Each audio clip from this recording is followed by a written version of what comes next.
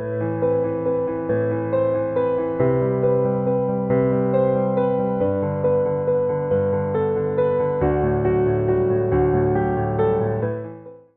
noite. Nós vamos falar sobre o transtorno do espectro autista, que é um distúrbio de caráter neurobiológico. Ele começou a ser estudado no século XX e ele apresenta diversas manifestações ao longo da vida do paciente, desde a infância até a adolescência, a fase adulta, mas existem algumas características que estão sempre presentes, que são a dificuldade de conexão social, a imaginação, a percepção.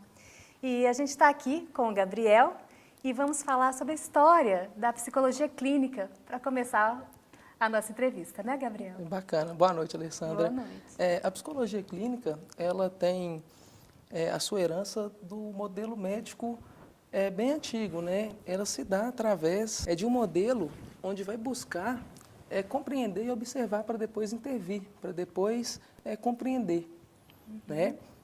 Essa é uma prática muito higienista, pois ela vai tratar apenas do problema em si, né?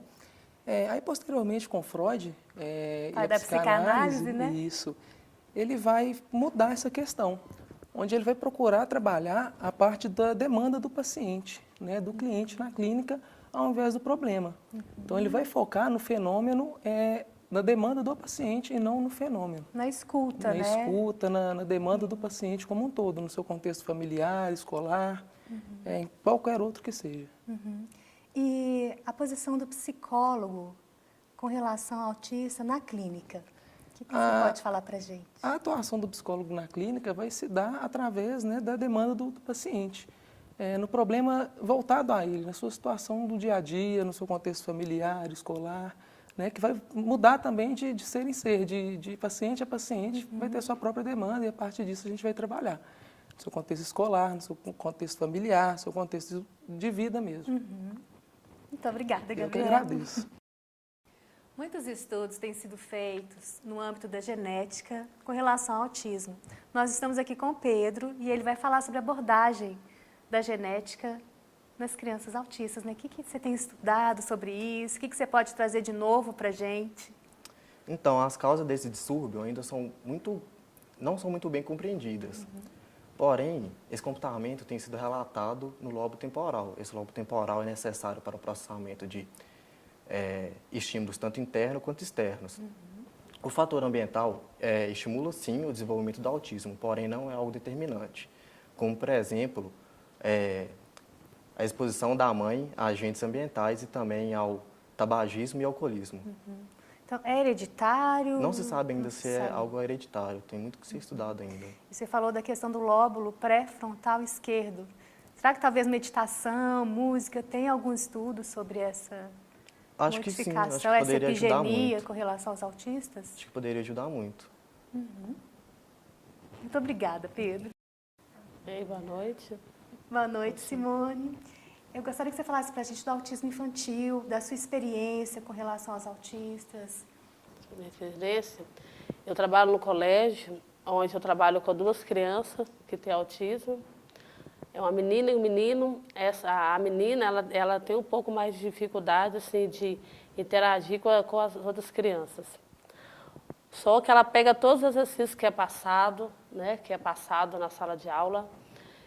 E a diferença dela entre ela e o menino é a dificuldade dela interagir com outras crianças. Agora, o menino, a dificuldade dele é que ele não consegue nem interagir, nem pegar os outros exercícios. E tem dia que essa menina chega lá um pouco agitada, e o legal de um professor lá é que ela vai diretamente nele, porque ela sabe da paciência e o jeito que ele trata ela, e ela consegue se comunicar melhor com ele, ela consegue interagir melhor com ele, e ele sabe também conversar com ela, e saber até onde é o limite dessa criança. Você tinha me contado nos bastidores que, às vezes, a menininha está bem, se interagindo, conversando com as outras crianças, fazendo as mesmas atividades, aí no outro dia o comportamento já está diferente, né? Isso. O que você pode me falar do aspecto científico do autismo infantil? O aspecto do autismo infantil, ele é um síndrome, né? Que ele já começa a se aparecer a partir dos 2, 3 anos de idade, né?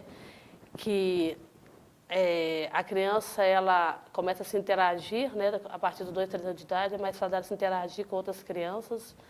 E essa criança que começa a se interagir no lado da criança autista, é que ela tem um pouco de dificuldade em interagir com outras crianças. Ela tem um certo tipo de autista, né, na área da criança, é que ele se isola um pouco, ele fica se afastado um pouco, e aí entra, né, a área dos pais também, né, saber por que essa criança está se isolando, qual a dificuldade ela está aprendendo.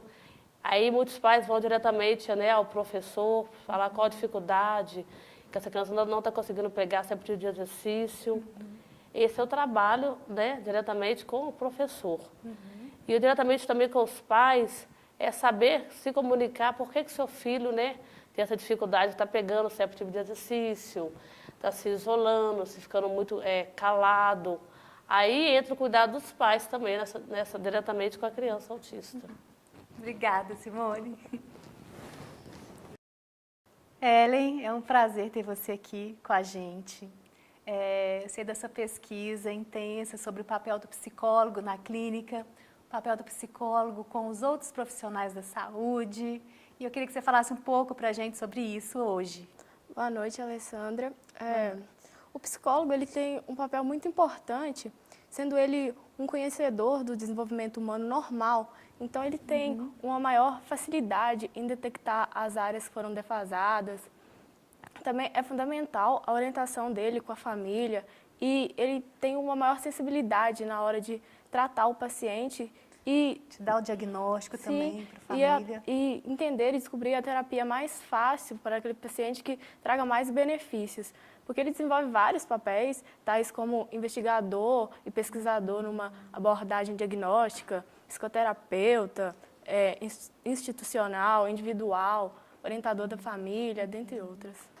E a relação dele com os outros profissionais, né? Com o neurologista, com o fisioterapeuta, o fonoaudiólogo, o pediatra. Sim. Ele fica inserido nesse contexto e ele tem uma função importante nisso na clínica, né? É porque o autismo ele é muito complexo, então ele necessita dos outros profissionais para que eles possam trabalhar melhor juntos. E o papel do psicólogo com a família, com o paciente nesse contexto social? É muito importante também porque os pais que recebem esse diagnóstico, eles ficam muito abalados com o tratamento, a cronicidade da doença.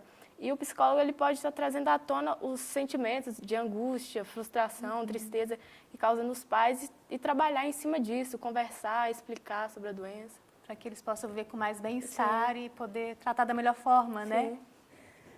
Pessoal, é isso. A gente trouxe para vocês uma abordagem do autismo, a história da psicologia clínica, o autismo infantil, o autismo com relação à genética, o papel do psicólogo com os outros profissionais da saúde. Espero que vocês tenham gostado.